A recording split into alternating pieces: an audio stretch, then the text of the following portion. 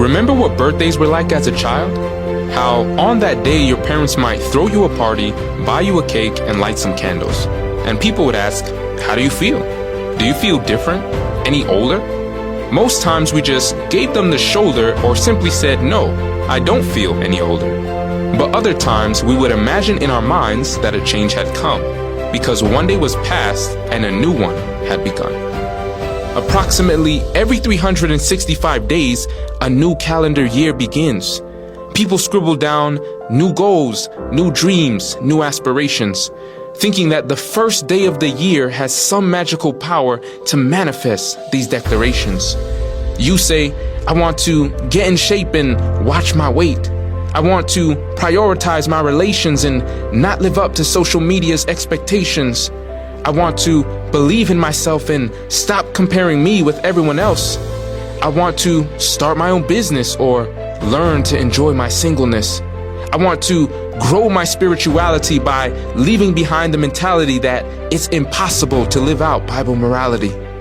The motivation was high, January 1 and January 2. But then people got discouraged because they thought making a New Year's resolution was all they had to do. Now I have something I want to get off my chest, so before clicking off this video, listen to the rest. It's not your birthday or a new year that makes you, you. It's the daily choices you make that make you, you. Hear me out. Every day we make thousands of choices. Some are wrong and some are right. But why put off for tomorrow when you could begin tonight? Why put off for later when you could start right now?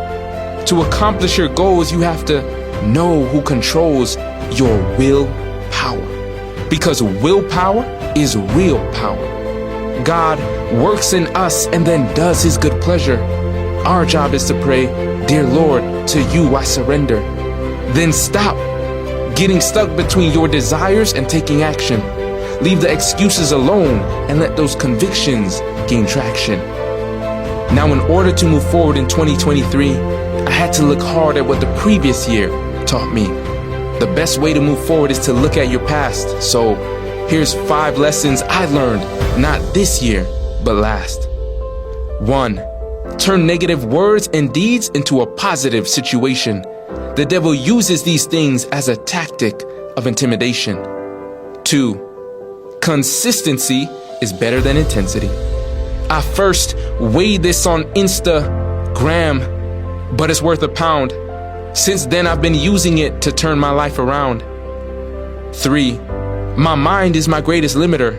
Once I knew that, I put all doubts on the perimeter. 4. Make time to have fun. Solomon said, there is a time for everything under the sun. Lastly, if you want to see who your real friends are, just get closer to God. I learned this before, but I experienced it even more. See, the closer you get to God, the farther so-called friends will move away. They won't have the courage to smile or the audacity to say hey. I drew warmth from the coldness of others and loyalty from their treason. I added layers to my skin like you do when it's freezing. In your life, some people's tenure is short, for others it's long. Simply hold fast to what's good and you will never go wrong. In conclusion, I ask, will 23 just be a new year, but the same you? I know that my God is able to create in you a clean heart, forgive your sins and give you a new start. Make your old man die like the leaves in the fall. You spring up a new creature, not in some things, but all. And if that's not impetus enough to nudge you to advance in spiritual changes, these next words will determine where you'll be through the ages. Our deeds are being chronicled in the ledger of heaven. That's Ecclesiastes 12 verse 14 and Revelation 22 verses 12 and 11. One thing is certain, we can't go back to 2022. So what will this year's record say of you?